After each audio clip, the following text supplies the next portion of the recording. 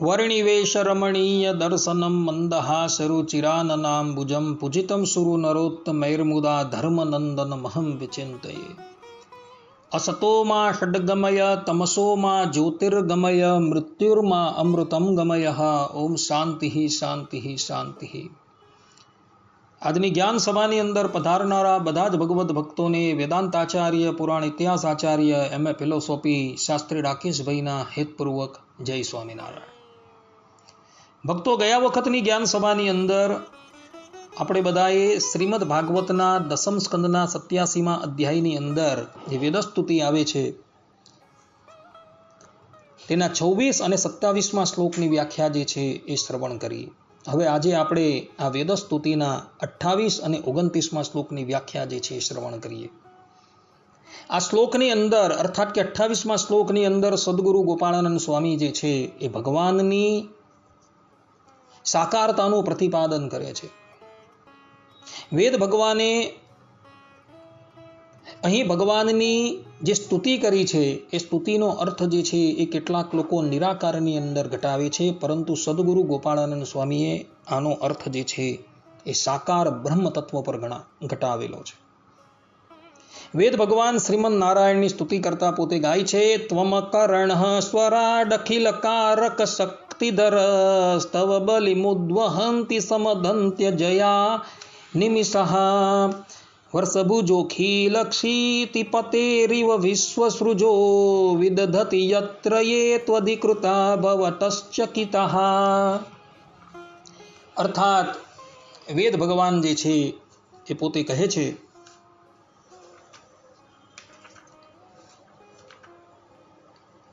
કે હે પ્રભુ, તમો માયિક ઇન્દ્રિય અંતકરણથી રહિત છો, સમસ્ત કારક શક્તિઓના ધારક છો, તમે સ્વરાટ સ્વતંત્ર ઐશ્વર્યવાળા છો।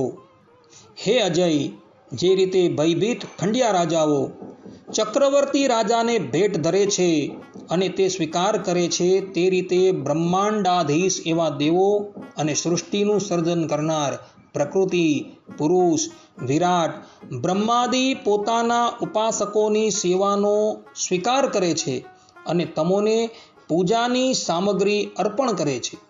આમ ભયભીત થયેલા આ બંને પ્રકારના દેવોને તમે જે કાર્યમાં પ્રેરો છો તે દેવો તે કાર્ય કરે છે।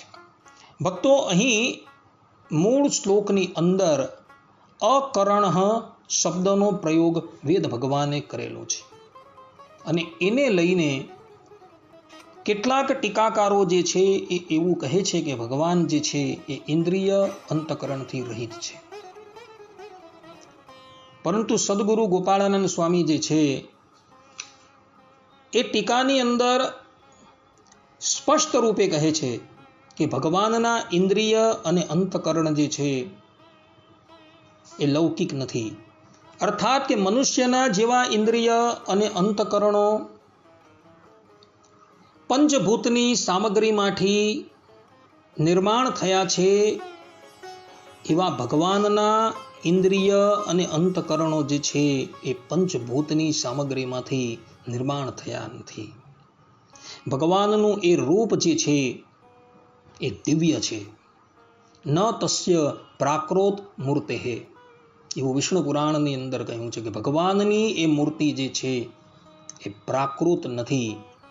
આદિત્ય વર્ણઃ તમસઃ પરસ્તાત, કે આદિત્ય વર્ણવાળા એ ભગવાન જે છે એ માયાના તમથી પર છે।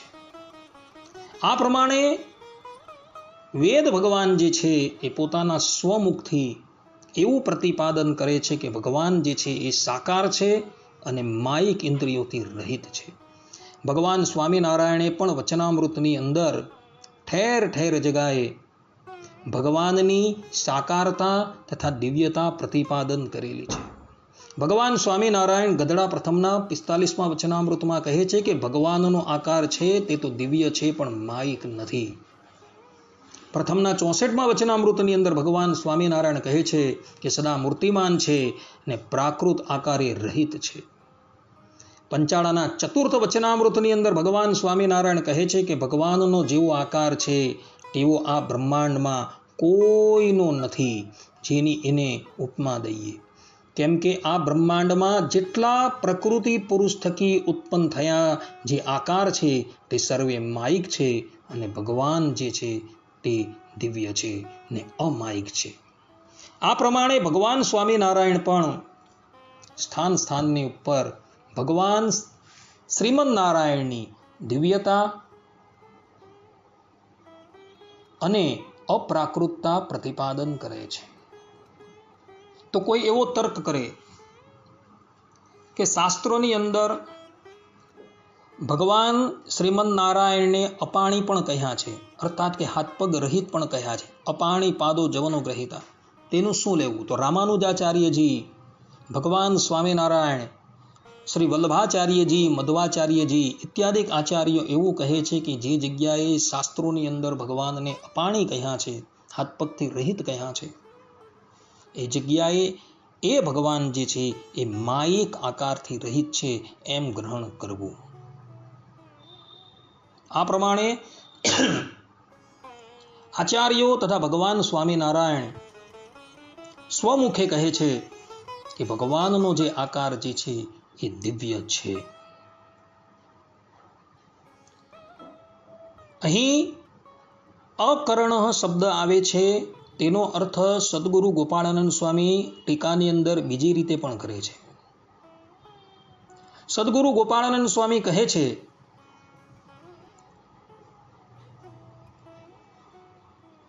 કે આપણે કોઈ પણ કાર્ય કરવું હોય તો અન્ય સાધનોની જરૂર પડે છે, અને અન્ય સાધનોની મદદથી જ આપણે કોઈ પણ કાર્ય જે છે એ કરી શકીએ છીએ.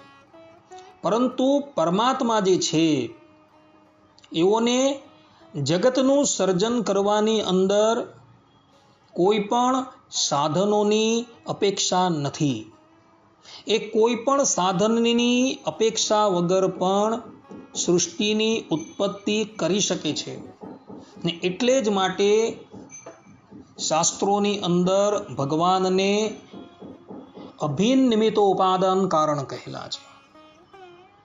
જે પ્રમાણે કુલાલ હોય એ ઘટનું નિર્માણ કરે ત્યારે એ કુલાલને દંડચક્ર ઇત્યાદિકની પણ અપેક્ષા રહે છે, પરંતુ પરમાત્માની બાબતની અંદર એવું નથી.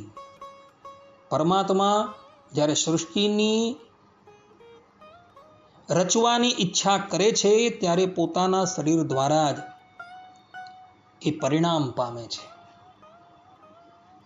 અને એટલે માટે અહીં પરમાત્માને અકર્ણ કહેલા છે એવું સદગુરુ ગોપાળાનંદ સ્વામી કહી રહ્યા છે.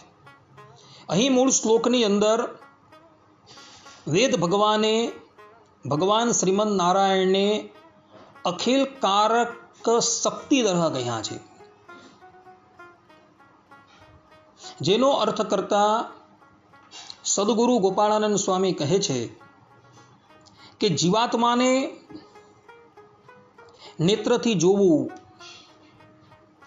મનથી મનન કરવું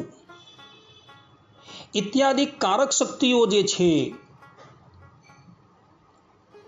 એ આપનારા પણ પરબ્રહ્મ પરમાત્મા જ છે.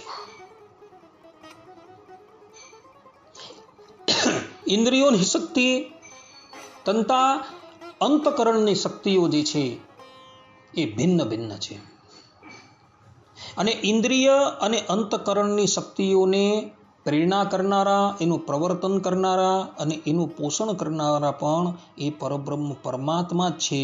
અને એટલે માટે એ પરબ્રહ્મ પરમાત્માને અહીં અખિલ કારક શક્તિ દરહ તરીકે વેદ ભગવાન કહે છે.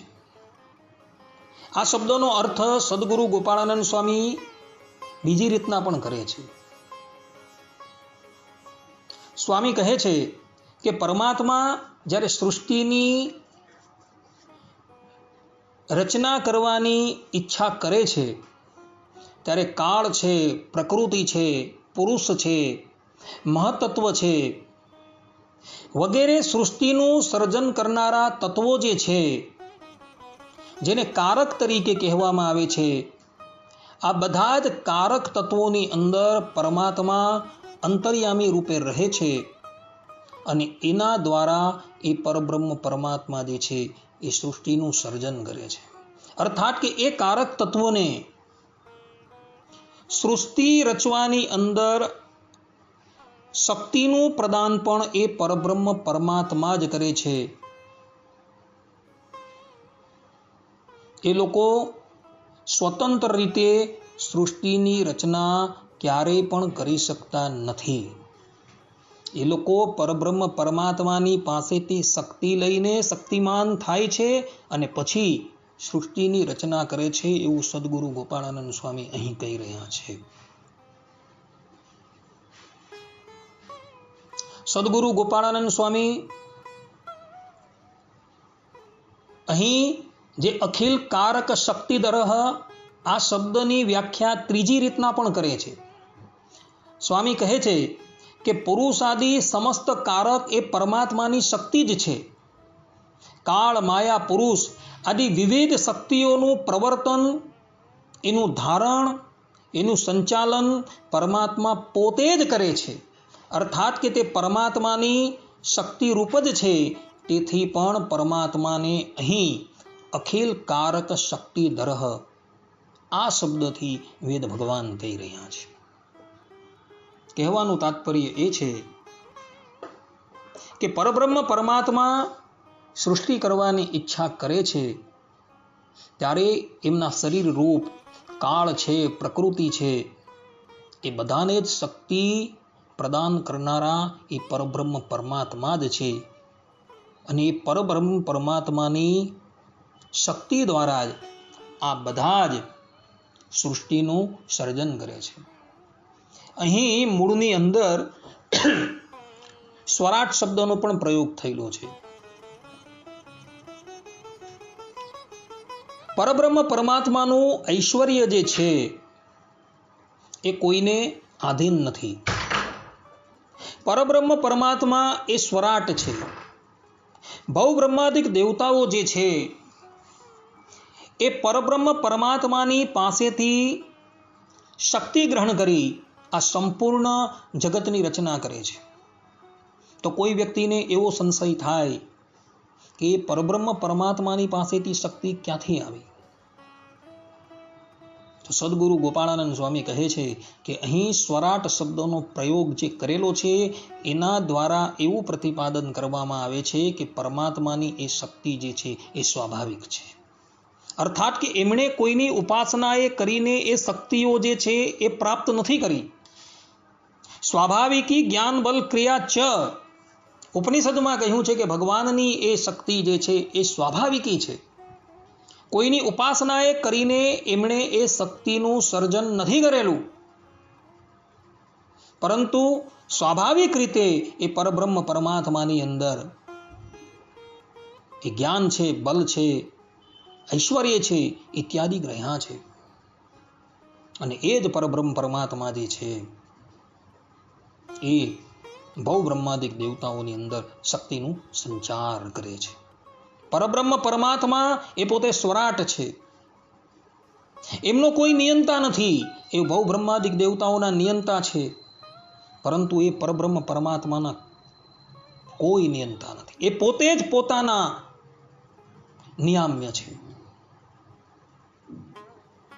ભવ બ્રહ્માદિક દેવતાઓ જે છે એ નાના પ્રકારની ભેટ લઈને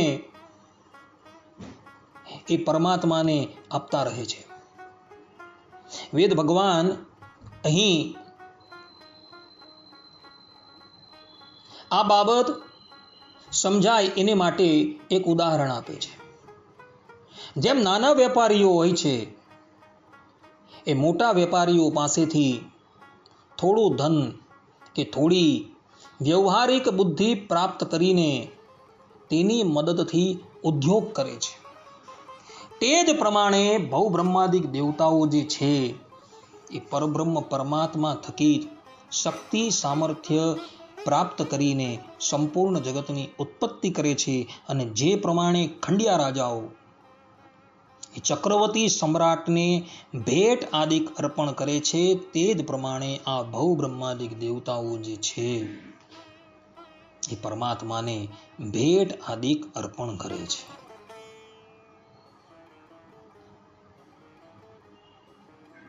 એ જ પરબ્રહ્મ પરમાત્માની આજ્ઞાથી, એના ભયથી ઇન્દ્ર જે છે એ વરસાદ વરસાવે છે. સૂર્યદેવ જે છે એ તપે છે. ચંદ્ર જે છે એ ઔષધિનું પોષણ કરે છે. એ જ પરમાત્માના ભયથી વાયુ જે છે એ વાય છે અને સંપૂર્ણ જીવોને જીવન પ્રદાન કરે છે. એ બધા જ દેવતાઓ જે છે એ પરબ્રહ્મ પરમાત્માની આજ્ઞાને આધીન રહેલા છે અને એમની આજ્ઞાનું ઉલ્લંઘન કરતા થરથર ધ્રુજે છે. આ વાત શ્રીમદ ભાગવતના તૃતીય સ્કંદમાં કપિલ ભગવાને પણ કહેલી છે અને વેદની અંદર પણ આ બાબતનું પ્રતિપાદન કરવામાં આવેલું છે. પરબ્રહ્મ પરમાત્માનું એ બધા જ દેવતાઓની ઉપર નિયંતાપણું છે. એ લોકો બધા પરબ્રહ્મ પરમાત્માની આજ્ઞાનું ઉલ્લંઘન કરતા થરથર ધ્રુજે છે. એ પરબ્રહ્મ પરમાત્માની આજ્ઞા જે છે એ અક્ષરે અક્ષર પાળે છે. પરબ્રહ્મ પરમાત્માએ એઓને જે કાર્યની અંદર નિયોજેલા છે એવો ભય પામીને એ પરબ્રહ્મ પરમાત્માના કાર્યની અંદર પ્રવૃત્ત રહે છે. કારણ કે પરમાત્માનું એ બધા જ દેવતાઓની ઉપર નિયંતાપણું છે અને એટલે જ માટે એ બધા દેવતાઓ જે છે એ નાના પ્રકારની ભેટ સામગ્રી લાવી એ ભગવાનના ચરણની અંદર અર્પણ કરે છે અને પરમાત્માનું રંજન કરે છે. દેવતાઓ ક્યારેય પણ પ્રમાદી થતા નથી અને જો કદાચ એ લોકો પ્રમાદી થઈ જાય તો પરબ્રહ્મ પરમાત્મા જે છે એના પર શાસન કરે છે અને એ લોકોને શિક્ષા કરે છે અને પુનઃ પોતાના કાર્યની અંદર પ્રવૃત્ત કરે છે. ઇન્દ્રાદિક દેવતાઓ જ્યારે જ્યારે સ્વચ્છંદ થયા અને પરબ્રહ્મ પરમાત્માની આજ્ઞાની વિરુદ્ધ ગયા તો ભગવાને એ લોકોને સજા કરી. શ્રીમદ ભાગવતના 10મ સ્કંદની અંદર તમે જુઓ કે ઇન્દ્રદેવનો યજ્ઞ ભગવાન શ્રી કૃષ્ણએ બંધ કરાવ્યો અને ઇન્દ્રદેવ જ્યારે વ્રજની ઉપર બધા જ મેઘોને મોકલી અતિશય જલવૃષ્ટિ કરાવે છે ત્યારે પરબ્રહ્મ પરમાત્મા જે છે એ પોતાના સામર્થ્યથી પોતાના આશ્રિત એવા વ્રજ ભક્તોની રક્ષા કરે છે અને ઇન્દ્રદેવને શિક્ષા કરે છે. ભવ બ્રહ્માદિક દેવતાઓ પણ જ્યારે સ્વચ્છંદ થાય છે ત્યારે પણ એ પરબ્રહ્મ પરમાત્મા એમનું નિયમન કરે છે. બ્રહ્માંડ પુરાણની અંદર કથા છે કે ભગવાન શંકર પોતાની તપસ્યાથી જ્યારે અતિશય ઉન્મત્ત થઈ જાય છે અને પોતાને જ સંપૂર્ણ જગતનું કારણ માનવા લાગે છે તે સમયે ભગવાન શ્રીમન નારાયણ જે છે એ ભસ્માસુરની લીલા જે છે એ પ્રગટ કરે છે કે જે ભસ્માસુરને ભગવાન શંકર વરદાન આપીને પોતે જ ભયભીત થઈ જાય છે અને ભગવાન શ્રીમન નારાયણ ત્યાં પધારી એ ભસ્માસુરનું સંકટ જે છે એ નિવારણ કરે છે અને ભગવાન શંકરનું મદ જે છે એ ઉતારે છે. કહેવાનું તાત્પર્ય એ છે કે જ્યારે જ્યારે દેવતાઓ જે છે એ સ્વચ્છંદ થઈ જાય છે ત્યારે એ જ પરબ્રહ્મ પરમાત્મા જે છે એ પ્રગટ થઈ એમને શિક્ષા કરે છે અને પુનઃ એમને પોતાની આજ્ઞાની અંદર વર્તાવે છે. માટે પરબ્રહ્મ પરમાત્મા એ સર્વશક્તિમાન છે અને એમની શક્તિથી જ દેવતાઓ છે, મનુષ્ય જે છે એ બધા શક્તિમાન થાય છે અને પોતાના કાર્યની અંદર પ્રવૃત્ત થાય છે. એ પ્રમાણે સદગુરુ ગોપાળાનંદ સ્વામી અહીં આ વ્યાખ્યા જે છે સમજાવે છે અને એના દ્વારા અહીં સદગુરુ ગોપાળાનંદ સ્વામીએ આ શ્લોકનો અર્થ જે છે એ સાકાર પરબ્રહ્મ પરમાત્માની ઉપર ઘટાવેલો છે. કેટલાક ટીકાકારો જે છે એ અહીં અકરણ આ પ્રમાણેનો શબ્દ આવે છે તેનો અર્થ જે છે એ નિરાકારની ઉપર ઘટાવે છે. પરંતુ સદગુરુ ગોપાળાનંદ સ્વામી ટીકાની અંદર કહે છે કે અહીં અકરણ એવું જે વિશેષણ પ્રયોજવામાં આવેલું છે એનો અર્થ એ ભગવાન જે છે એ કોઈ નિરાકાર નથી, ઇન્દ્રિય અંતકરણથી રહિત નથી. પરબ્રહ્મ પરમાત્મા ઇન્દ્રિય અને અંતકરણથી યુક્ત છે, પરંતુ એમની ઇન્દ્રિય અને અંતકરણ જે છે એ દિવ્ય છે અને દિવ્ય હોવાથી અહીં વેદ ભગવાનને અકરણ તરીકે કહેલા છે. આ પ્રમાણે અહીં વેદસ્તુતિની અંદર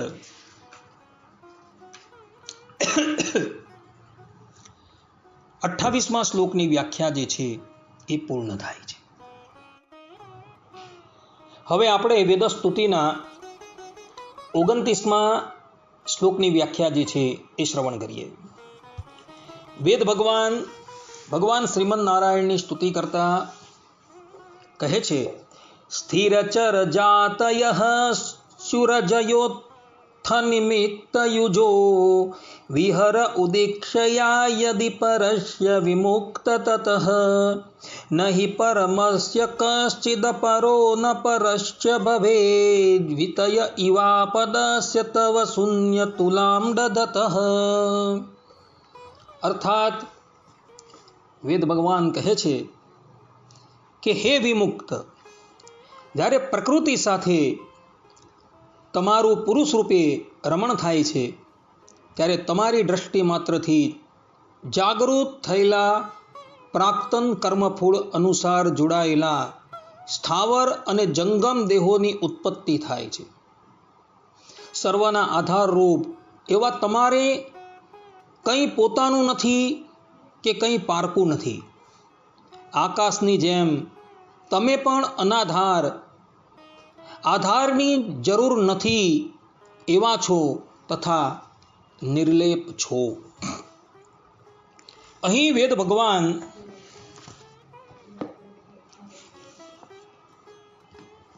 બહુ સરસ વાત કરે છે. સદગુરુ ગોપાળાનંદ સ્વામી પોતાની વેદસ્તુતિની અંદર આ શ્લોકની વ્યાખ્યાની અંદર પોતે કહે છે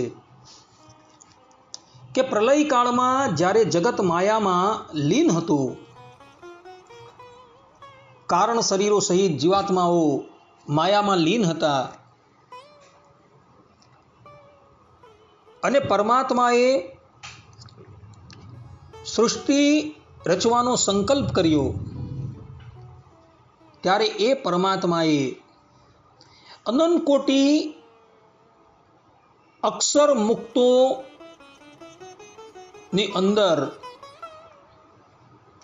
એક મુક્તની સામું દ્રષ્ટિ કરીને જોયું અને એ મુક્ત જે છે એ ઊભો થાય છે અને એના મુક્તપણાને દબાવીને પરબ્રહ્મ પરમાત્મા જે છે એ પોતે બિરાજમાન થઈ જાય છે અને પછી એ પરબ્રહ્મ પરમાત્મા જે છે એ માયાની સાથે જોડાય છે. ભક્તો, ભગવાન સ્વામિનારાયણે સત્સંગી જીવનના ચતુર્થ પ્રકરણના 68મા અધ્યાયની અંદર આ વાતની સ્પષ્ટતા કરેલી છે કે વિશિષ્ટાદ્વૈતીઓ જે છે એ લોકો સૃષ્ટિની ઉત્પત્તિ જે છે એ આ પ્રમાણે બતાવે છે કે પરબ્રહ્મ પરમાત્મા સર્વપ્રથમ અક્ષરની સામું જોઈ છે ને એ અક્ષરનું અક્ષરપણું દબાવીને એ સ્થાન પર પરબ્રહ્મ પરમાત્મા પોતે સ્થાપિત થઈ જાય છે અને એ પરબ્રહ્મ પરમાત્મા જે છે એ માયાની સાથે જોડાય છે અને માયાની સાથે જોડાતા સૃષ્ટિની ઉત્પત્તિ જે છે એ થવા લાગે છે. માયા જે પહેલા સમ હતી, એની અંદર સત્વગુણ, રજોગુણ અને તમોગુણ એ સમકક્ષાની અંદર હતા, અર્થાત કે પૃથક પૃથક હતા. અને ભગવાન જ્યારે અક્ષર પુરુષ રૂપે એ માયાની સન્મુખ જ્યારે દ્રષ્ટિ કરે છે ને, ત્યારે એ માયામાં વિષમતા આવી જાય છે. સત્વગુણ રજોગુણમાં ભળી જાય છે, રજોગુણ સત્વગુણમાં ભળી જાય છે, સત્વગુણ તમોગુણમાં ભળી જાય છે, તમોગુણ રજોગુણ અને સત્વગુણમાં ભળી જાય છે. અને પછી સૃષ્ટિની ઉત્પત્તિ થાય છે, સૃષ્ટિનો પ્રલય થાય છે.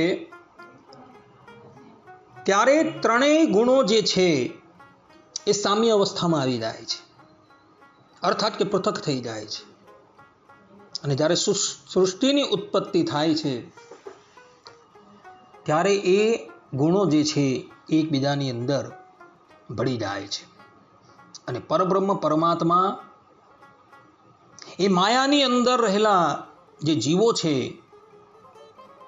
એ જીવોને એના કર્મ અનુસાર, અર્થાત કે એના પ્રાચીન કર્મ અનુસાર સ્થાવર જંગમ ઇત્યાદિ દેહ જે છે એ અર્પણ કરે છે.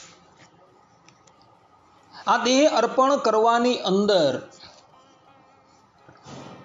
એ જીવાત્માઓના પ્રાચીન કર્મ જે છે એ જ જવાબદાર છે. અને આ જીવાત્માના જે કર્મો જે છે એ અનાદિકાળના છે. કોઈ જીવાત્માએ સારા કર્મ કરેલા હોય તો ભગવાન એને દેવતાનો દેહ આપે છે, મનુષ્યનો દેહ આપે છે.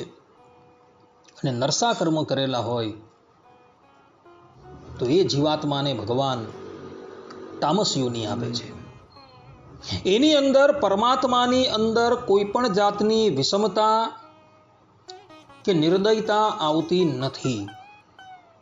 કારણ કે પરબ્રહ્મ પરમાત્મા જે છે એ પ્રાચીન કર્મ અનુસાર સંપૂર્ણ જગતની ઉત્પત્તિ કરે છે. આ બાબતનો ખુલાસો જે છે એ ભગવાન વેદવ્યાસજીએ બ્રહ્મસૂત્રની અંદર વૈષમ્યે નૈર્ગુણ્યે ન સાપેક્ષત્વાત તથા હિ દર્શયતી આ સૂત્રની અંદર કરેલો છે. અને આ સૂત્રના ભાષ્યની અંદર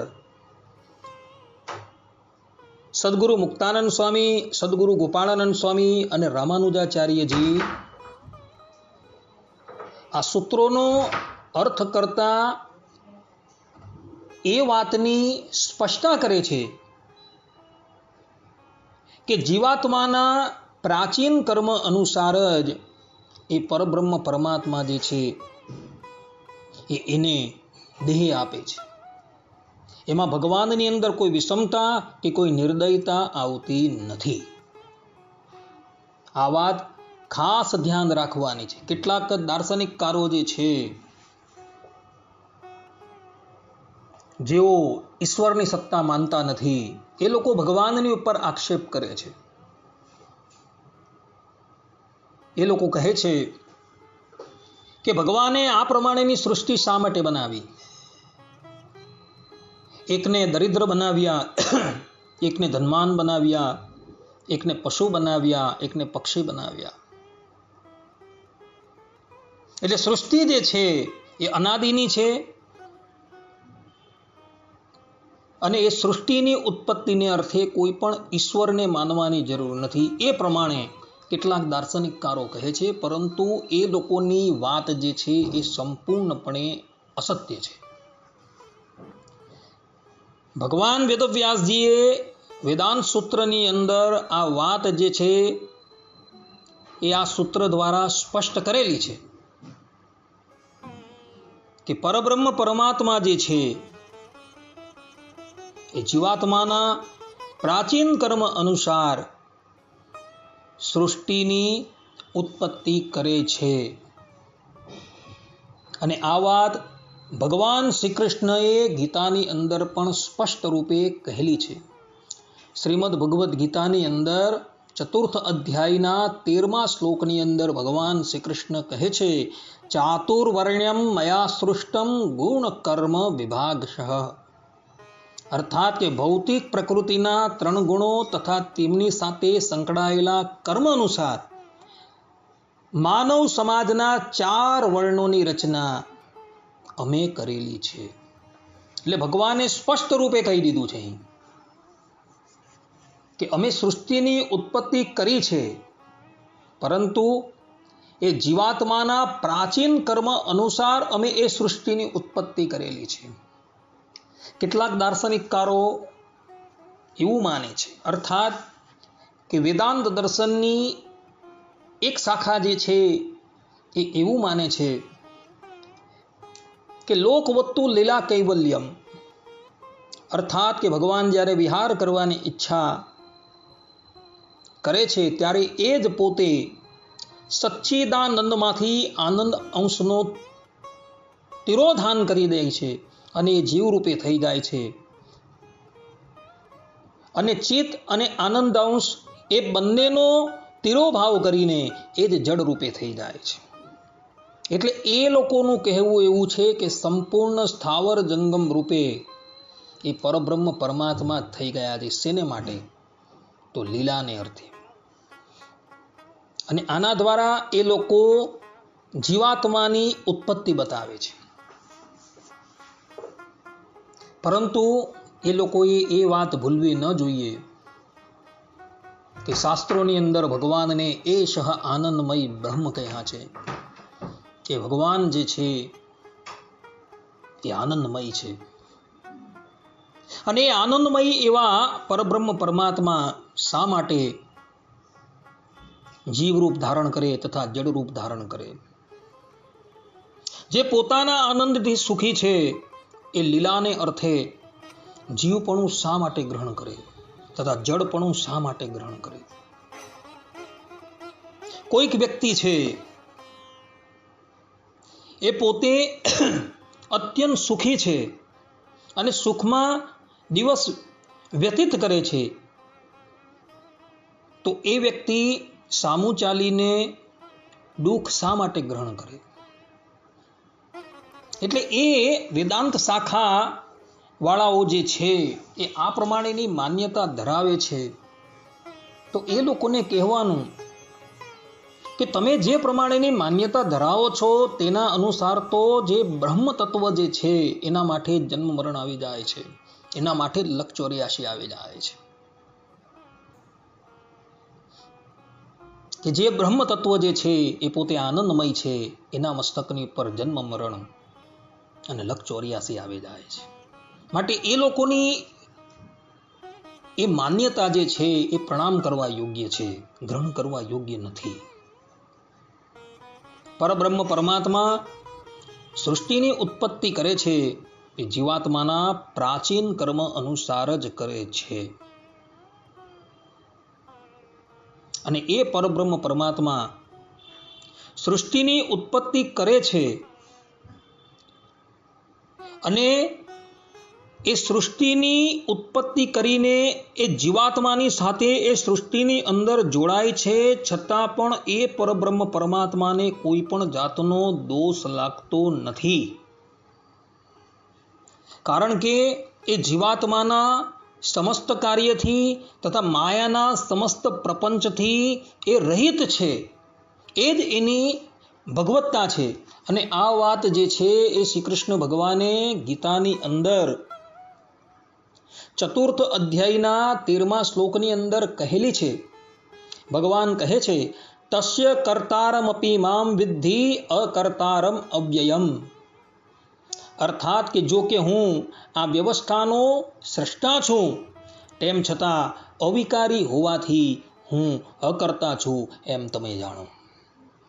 અને એ જ વાત એવો 14મા શ્લોકની અંદર પણ કહે છે, નમામ કર્માણી લિપ્યંતી નમે કર્મ ફલે સ્પૃહા ઇતિ મામ યોભી જાનાતિ કર્મભીર નશ બધ્યતે. અર્થાત કે મને કોઈ કર્મ પ્રભાવિત કરતું નથી અને મને કર્મના ફલની આકાંક્ષા પણ નથી. જે મનુષ્ય મારા આ સત્યને જાણે છે તે પણ કર્મોના ફળ દ્વારા બદ્ધ થતો નથી. ભગવાન શ્રી કૃષ્ણએ સ્પષ્ટ રૂપે કહેલું છે કે હું જીવાત્માના કર્મના ફલને આપવા માટે એની સાથે રહ્યો છું, એના નિયંતા તરીકે હું રહ્યો છું, છતાં પણ મને જીવગત કોઈ પણ દોષ જે છે એ સ્પર્શ કરી શકતો નથી. પરબ્રહ્મ પરમાત્મા જે છે એ હંમેશા નિર્લેપ જ છે. ભગવાનને એ બીક નથી કે હું માયાની અંદર જવીશ, કે જીવાત્માના અંતકરણની અંદર પ્રવિષ્ટ થવીશ તો હું એ માયાના ગુણથી કે જીવાત્માના કર્મથી લિપ્ત થઈ જવીશ, એવી ભગવાનને ક્યારેય પણ બીક નથી. કારણ કે પરબ્રહ્મ પરમાત્મા જે છે એ અગ્નિતુલ્ય છે. જે પ્રમાણે અગ્નિની અંદર કોઈ પણ વસ્તુ નાખવામાં આવે તો અગ્નિ જે છે એ બધી જ વસ્તુને બાળીને ભસ્મ કરી દે છે, તે જ પ્રમાણે એ પરબ્રહ્મ પરમાત્મા છે. અને એ પરમાત્મા જીવાત્માના અંતકરણની અંદર રહેવા છતાં પણ એ આકાશની જેમ નિર્લેપ છે અને આકાશની જેમ અનાધાર છે. એમને કોઈના આધારની જરૂર નથી. સદગુરુ ગોપાળાનંદ સ્વામી એ બાબતની સ્પષ્ટતા આ ટીકાની અંદર કરી રહ્યા છે કે ભગવાન જે છે એ અનાધાર છે, એ પોતે જ પોતાના આધાર છે. સ્વે મહિમને પ્રતિષ્ઠિત, કે ભગવાન જે છે એ પોતાના મહિમાની અંદર જ પ્રતિષ્ઠિત છે, એ પોતે જ પોતાના આધાર છે. પ્રેમાનંદ સ્વામી જે છે એ વંદુના પદની અંદર બહુ સુંદર ગાય છે કે જે હરિ અક્ષર બ્રહ્મ આધાર કે પાર કોઈ નવ લહેરેલું, કે જે સંપૂર્ણ જગતનું કારણ છે. શ્રીમદ ભાગવતના તૃતીય સ્કંધની અંદર એકાદશ અધ્યાયના 41મા શ્લોકની અંદર અક્ષર બ્રહ્મને સર્વ જગતનું કારણ બતાવેલું છે. અક્ષર બ્રહ્મના પણ એ પરબ્રહ્મ પરમાત્મા આધાર છે, પરંતુ એ કોઈના આધારે રહેલા નથી, એ પોતે જ પોતાના આધારે છે. અને એ પરબ્રહ્મ પરમાત્મા જે છે એ આકાશની જેમ નિર્લેપ છે. જે પ્રમાણે આકાશ છે એ ચારેય ભૂતોની અંદર રહેલો છે. પૃથ્વી છે, જલ, તેજ છે, વાયુ છે, એ બધાની અંદર રહેલો છે. શરીરની અંદર પણ રહેલો છે. કોઈ પણ એવું સ્થાન નથી કે જ્યાં આકાશ ન હોય, બધે જ આકાશ છે. છતાં પણ આકાશને એ જીવગત કોઈ દોષ સ્પર્શ કરી શકતો કે નથી, તો એને કોઈ ભૂત કૃત દોષ જે છે એ સ્પર્શ કરી શકતો. આકાશ જે છે એ હંમેશા નિર્લેપ છે. એ જ આકાશનું દ્રષ્ટાંત અહીં શ્રુતિ ભગવતી જે છે એ આપી રહી છે કે જળ એવા આકાશની અંદર જો આટલી સામર્થ્ય હોય તો એ જળ એવા આકાશને ઉત્પન્ન કરનારા પરબ્રહ્મ પરમાત્માની તો ક્યાં વાત કરવી. એટલે જે પ્રમાણે આકાશ ચારેય ભૂતોની અંદર રહેલો છે, છતાં પણ એ આકાશને એ ચારેય ભૂતોના દોષ જે છે એ સ્પર્શ કરી શકતા નથી. તે જ પ્રમાણે પરબ્રહ્મ પરમાત્મા સ્થાવર જંગમ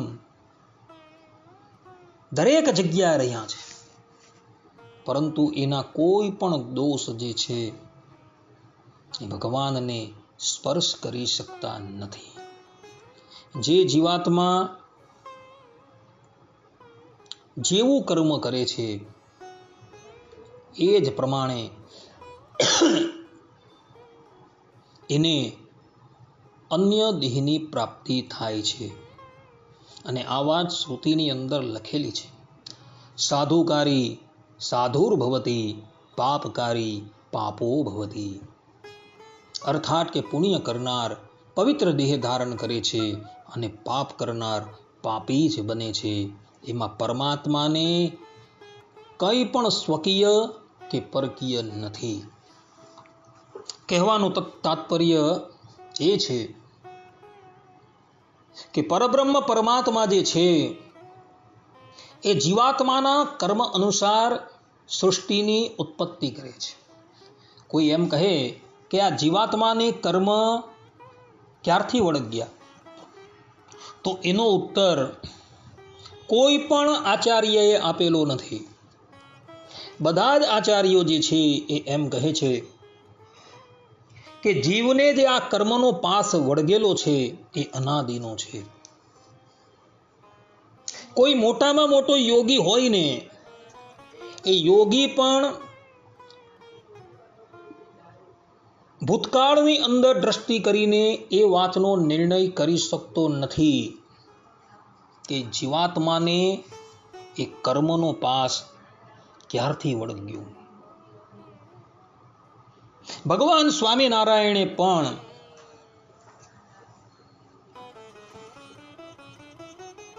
એ વાત સ્પષ્ટ રૂપે કહેલી છે કે જીવ, ઈશ્વર, માયા, બ્રહ્મ અને પરબ્રહ્મ આ પાંચેય ભેદો જે છે એ અનાદિના છે.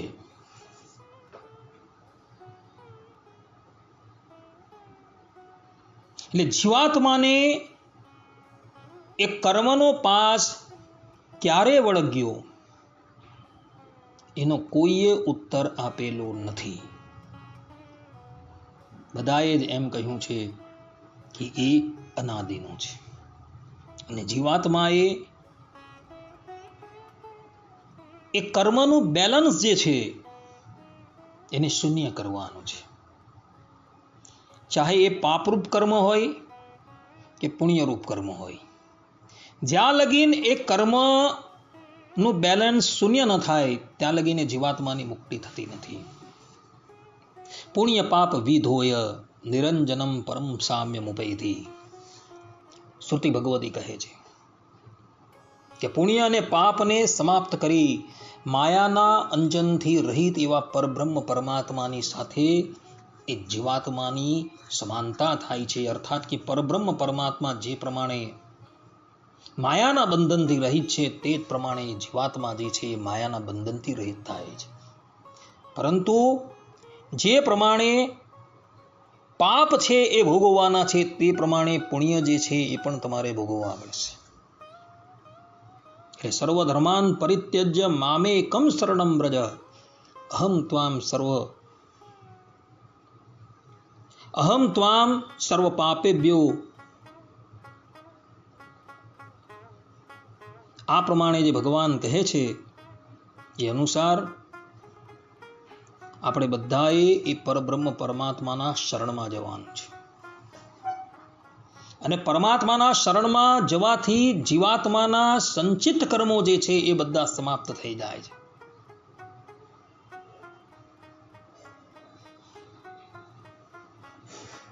અને વર્તમાન કર્મ જે છે એ કેવલ ભગવાનની આજ્ઞા અનુસાર કરવાના છે.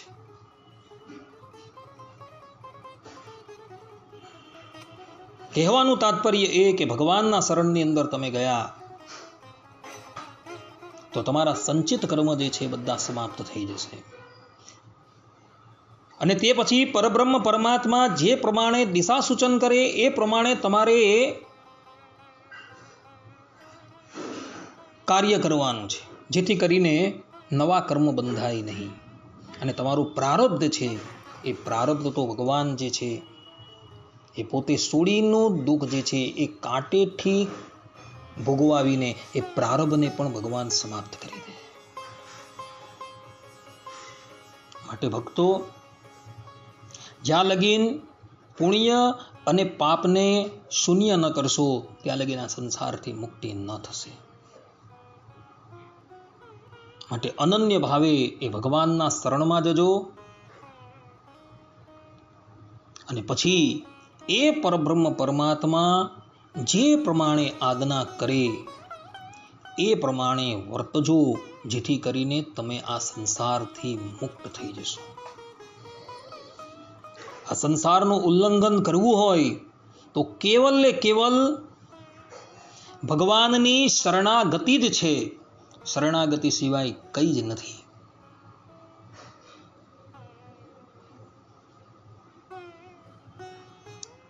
ભગવાનના શરણની અંદર તમે અનન્ય ભાવે જશો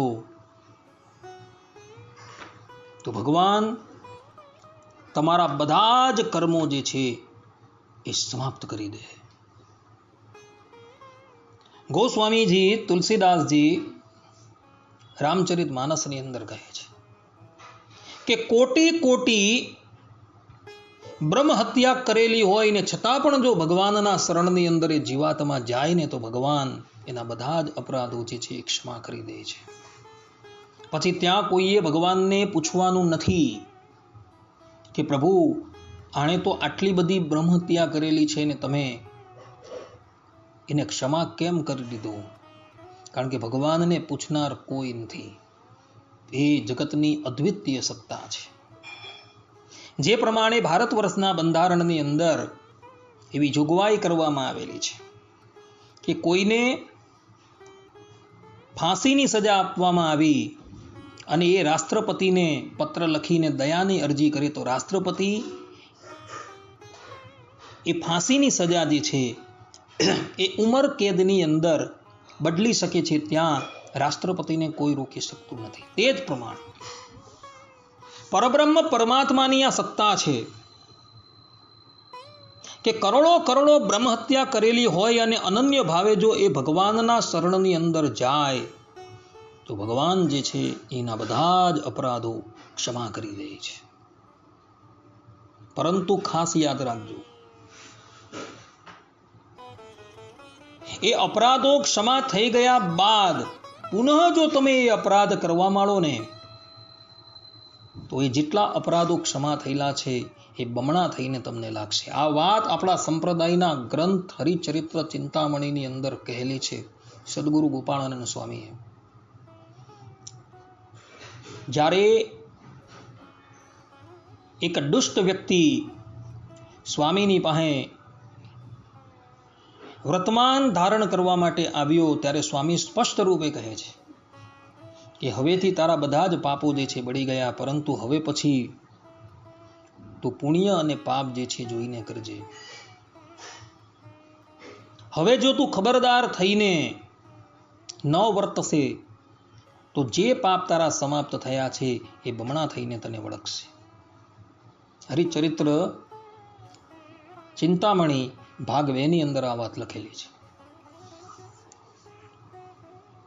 માટે ભક્તો, આ સંસાર સાગરનું ઉલ્લંઘન કરવું હોય તો ભગવાનના શરણની અંદર જજો, તો તમે આ સંસારથી મુક્ત થઈ જશો. જો ભગવાનના શરણમાં ગયા વગર આપમેળે તમે આ સંસારનું ઉલ્લંઘન કરવા માટે તૈયાર થશો ને તો તમારા કરેલા જે કર્મ છે એમાંથી એક કર્મનું પ્રાયશ્ચિત કરતા કરતા તમારા કેટલાય જન્મ વ્યતીત થઈ જશે. માટે ભક્તો, અનન્ય ભાવે ભગવાનના શરણમાં જજો અને ભગવાન જે પ્રમાણે કહે એ પ્રમાણે કરજો તો તમે આ સંસાર બંધનમાંથી કાયમને માટે મુક્ત થઈ જશો. આ પ્રમાણે અહીં વેદસ્તુતિના 29મા શ્લોકની વ્યાખ્યા જે છે એ પૂર્ણ થાય છે. હવે પછીના પ્રવચનની અંદર આપણે 30મા શ્લોકની વ્યાખ્યા અને 31મા શ્લોકની વ્યાખ્યા જે છે એ શ્રવણ કરશું. ત્યાં લગીન બધા જ ભગવદ્ ભક્તોને હેતપૂર્વક જય સ્વામિનારાયણ.